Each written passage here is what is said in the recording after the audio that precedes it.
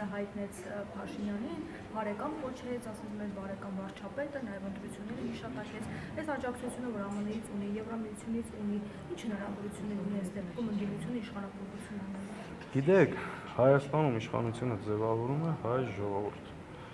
Ամենակարևոր բանը չունի, ժողովրդի աջակցությունը։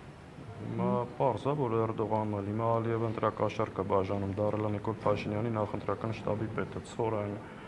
չգիտեմ, բենզինը, սա առաջիկայում նոր բաներ կուղարկի, այսինքն դեմ եք առևտրի այդ առաշուրջ չի, դա ուղիղ ընտրակաշառք է, որի դիմաց վճարելու ենք տարածքով եւ արյունով։ Այդ անելու են, բայց այստեղ խնդիրը հետեւյալն է, մեր ժողովուրդը ընդունելու է դա, թե ոչ, եւ արդյոք ժողովուրդը աջակցելու է, թե ոչ։ Եթե ժողովուրդը չաջակցի, ես կարծում չի աջակցելու, ով դրսից ասում են արժեվում կգնքվի, Իվենսը եկավ Հայաստան,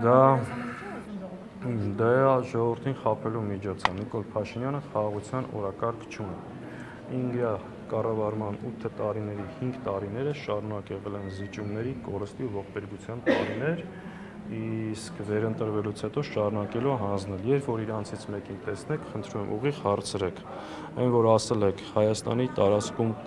տիրապետության տակ կան ադրբեջանական տարածքներ, խոսքը ինչի մասին է։ Իսկ արդյոք պատրաստվում եք օրինակ Տիգրանաշենը հանձնել։ Մարդը ուղիղ հայտարարել է, չէ՞, եթե վերընտրվեն, հանձնելու են։ Հետևաբար ինչ խաղաղության օրակարգի մասին է։ Դա հերթական զիջումների շարունակական հանձնելու։ Այսինքն ընտրություններից հետո կարծում եք տեղի կունենան դա։ Ասել են արդեն այդ մասը։ Ու այնքան խիստ է եղել այդ պահանջը, որ չեն կարողացել թաքցնել։ Հիմա առաջիկայում կհրապարակեն սահմանադրության տեքստը, փորձեն Ալիևին վստահեցնել, որ հանգիստ եղի, ինչ ասել ես, հետևողականորեն կատարում են։ Ես չեմ բացառում, որ պայմանագիրը ստորագրեն, որ փաթաթեն հաջորդ խորհրդարանի վրա եւ ասեն, տեսեք, խաղաղությանը մոտ ենք, բայց պետք է հասկանանք, Նիկոլ Փաշինյանը խաղաղության թշնամի է։